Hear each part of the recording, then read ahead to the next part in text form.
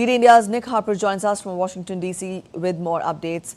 Nick, the hearing has begun. Let us get more updates from you. What does the day hold for Trump?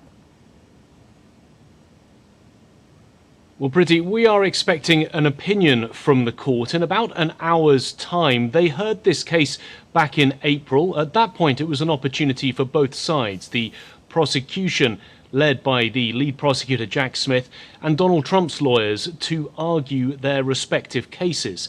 It's now been several weeks for the Supreme Court to weigh this up, to look at the legal merits of both arguments, and that opinion will be released in about an hour's time. It's important to note that this is the most consequential opinion that the Supreme Court will be issuing during this session, and today is the final day of their year-long session. They'll be releasing 4 in total, but they essentially have been saving the blockbuster one on Trump's immunity until today. That opinion will be coming out, and it is one that is hotly anticipated because it could reshape US politics as we know it. When they discussed it back in April, one of the justices said that this had the possibility to have implications for the future of the presidency and implications for the future of the country, because it will decide whether Donald Trump has complete immunity for actions that he took surrounding the January 6th attack while he was still president. The court needs to decide, in their opinion,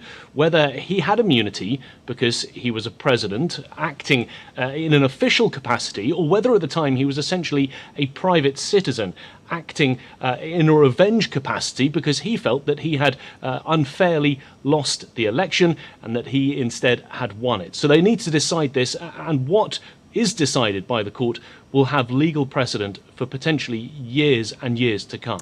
All right. Also, do we have any timeline? I mean, how much more time after the Supreme Court ruling for the trial to begin, and how far will it have a bearing on Trump's chances for the presidential election?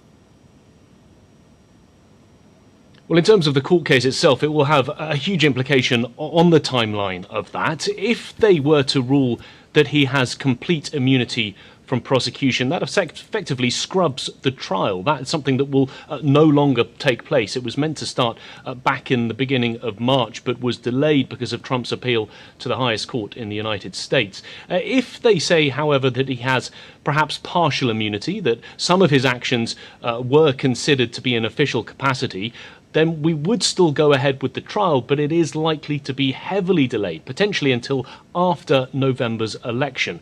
And then there is the chance that they could simply say that they are not taking a decision and passing it back to lower courts to make a decision on whether or not Trump has immunity. That also would massively delay the trial. And of course, bear in mind that Donald Trump, throughout all of this, with the appeals that he's made, has been trying to delay the start of that criminal trial here in Washington, D.C. until after the election, in the hope that he would win the election and therefore perhaps have some wiggle room in terms of not standing trial. So big implications. Yes. Everyone watching to see what the Supreme Court decides in an hour. So all depends on the Supreme Court's decision. Thank you so much, Nick, for joining us. We'll keep track and we'll come back to you again. But as of now, thanks for joining in with those inputs and details.